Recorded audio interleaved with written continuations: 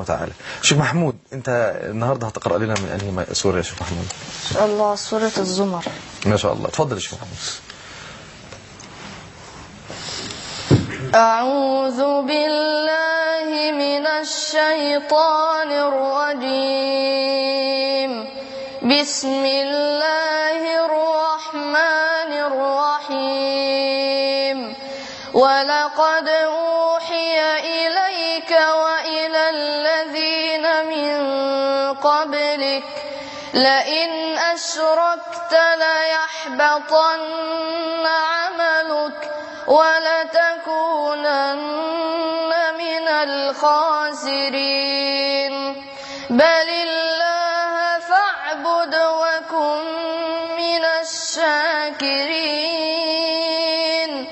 وما قدروا الله حق قدره والأرض جميعا قبضته يوم القيامة والسماوات مطويات بيمينه سبحانه وتعالى عما يشركون. ونفخ في الصور فصعق من في السماوات ومن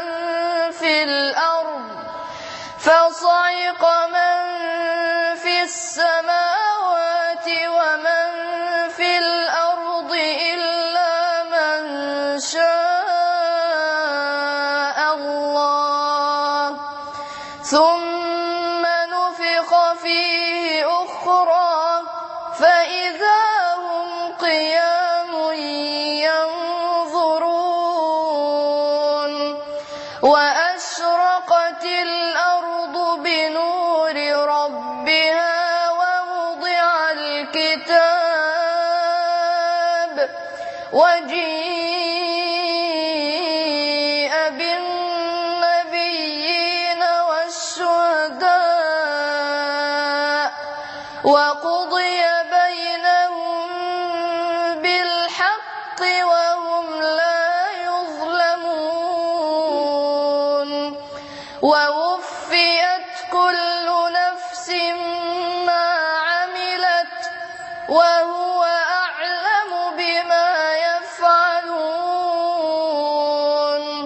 وسيق الذين كفروا إلى جهنم زمرا حتى إذا جاءوها فتحت أبوابها وقال لهم خزنتها ألم يأتكم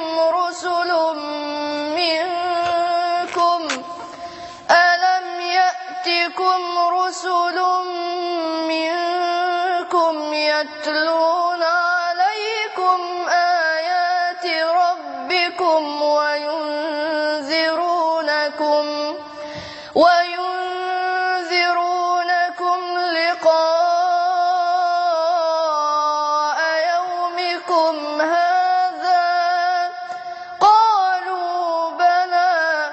قالوا بلى ولكن حقت كلمة العذاب على الكافرين. قيل ادخلوا أبواب جهنم خالدين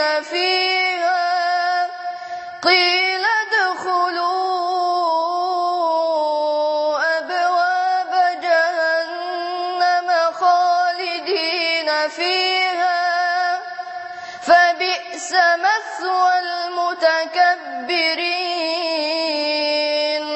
وسيق الذين اتقوا ربهم إلى الجنة زمرا حتى إذا جاءوها وفتحت أبوابها وقال لهم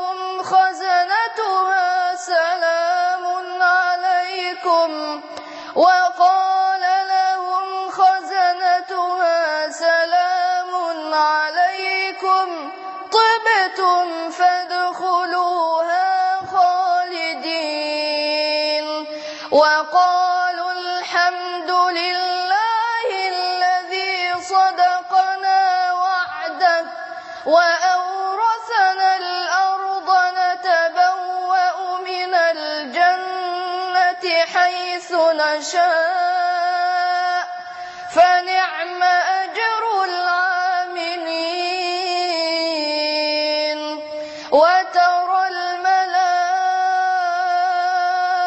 الملائكة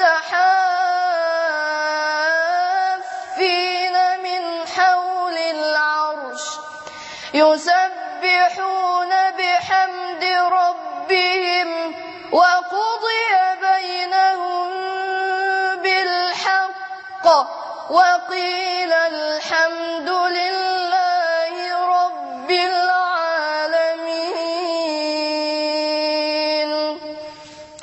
جزاك الله خيرا يا شيخ محمود، جزاكم الله خير.